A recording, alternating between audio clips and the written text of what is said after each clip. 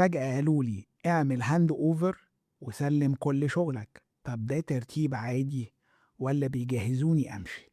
ده سؤال حلو جدا. بص، مجرد انهم طلبوا منك تسلم شغلك ده مش معناه انك هتمشي. ممكن تكون حضرتك طالع اجازة او في حد جديد هيساعدك او بيحاولوا يرتبوا الشغل، كل ده وارد. بس خد بالك لو الموضوع ده جه فجأة وبعدها بقيت ما بتحضرش اجتماعاتك وشغلك كله بدأ يقل، والأسوأ حد تاني بدأ ياخد مكانك في كل تفاصيل شغلك وانت محدش قالك هتعمل ايه بعد كده. طب انا المفروض اعمل ايه؟ اول حاجة واهم حاجة، اسأل مديرك بهدوء، انا بسلم الشغل ده ليه؟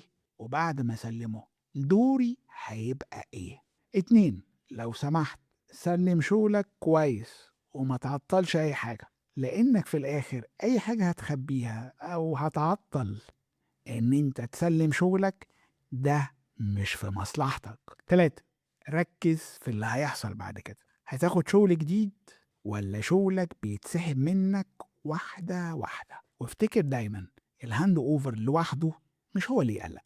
اللي يقلق انك تسلم كل شغلك وتفضل مش عارف انت هتعمل ايه بعده. فاهمني؟